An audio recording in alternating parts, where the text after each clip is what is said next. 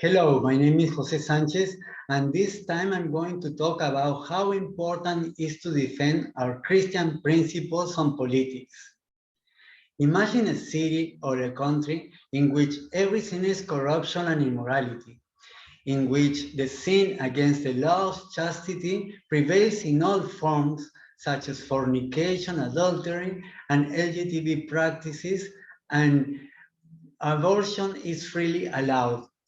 Imagine that on the schools, they promote such sexual practices among the students. And all this is run by a president of the nation and his political party. Well, this is currently happening in some countries all over the world. Experimenting with sex with no law restriction can easily corrupt an entire society. Yes, think of the time of Noah, when the whole society was corrupted with immorality to the point that the Lord sent the universal flood. Or think of the case of Sodom and Gomorrah, when the whole society was corrupted.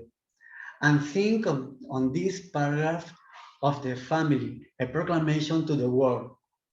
We warn that individuals who violate covenants of chastity, who abuse spouse or offspring, or who fail to fulfill family responsibilities will one day stand accountable before God. Further, we warn that the disintegration of the family will bring upon individuals, communities, and nations the calamities foretold by ancient and modern prophets. Then we see there is a real threat on our society if we don't act. There are trends in the world that seek to impose this immorality, and mostly socialism promotes that. The question is, what can we do to prevent evil from winning this battle? It is important to act defending our principles, raising our voices, both in person and on social media, choosing well our political leaders, and not being indifferent when clarifying our position where required. How can we do that effectively? Last General Conference, President Daniel Oaks, on his speech defending our divinely inspired Constitution, stated, "Our belief in divine inspiration gives Latter-day Saints a unique responsibility to uphold and defend the United States Constitution and principles of constitutionalism wherever we live." And he also said the way we have to do it. We must pray for the Lord to guide and bless all nations and their leaders. And he said, it requires that we exercise our influence civilly and peacefully within the framework of our Constitution and applicable laws. On contested issues, we should seek to moderate and unify. Then, brothers, we have the need to act. As President Russell M. Nelson told us last General Conference, faith in him will move mountains. Faith is very important because this issue in the world is like a big mountain moved by evil.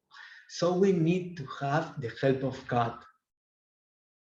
We must influence so that in that way, the opinion of the majority or the votes in an election come to prevail. Those evil people use the indifference of who don't want to vote, and even they commit fraud in many countries. So it is important to participate. For example, when a president wants to have control over all the powers, becoming a dictator. When it comes to defend life, we must raise our voice against abortion. When governments want to impose on the education of their children and adolescents the sexual practices before marriage, including those called LGBTI, we must raise our voice of disagreement. And what if you don't want to act because you think you have the bless to have a nice family, a good job, and you think that you deserve to be comfortable.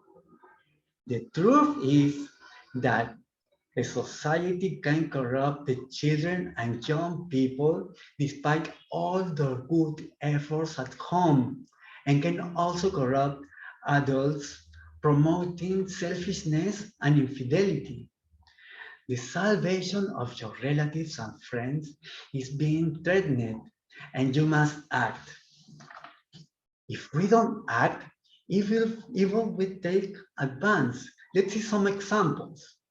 In Venezuela, the dictatorship was imposed, bringing poverty and hunger. In Cuba, the communism has brought poverty and isolation from the world. In Argentina, abortion has been approved and it's allowed by the simple decision of the woman. This means that there, people can have sex freely without responsibility and abort whenever they want. On these current days, communism is trying to impose in my country by fraud and corruption. And I see the indifference of many Christian people who don't raise their voice. If we don't act, they will act on us. And those power of evil want to impose a world of chaos and corruption and immorality. So this is the time to act, to defend our principles. So my calling is to act now. Start by taking knowledge on what is happening in Venezuela, Cuba, or Nicaragua with dictatorship, and how socialism is giving laws to impose immorality and to allow abortion. And raise your voices of disagreement, both in person and on social media, in the way of our leaders have recommended. By doing so, you will do your part for the salvation of each member of your family, your relative, and each of your beloved friends. Thanks.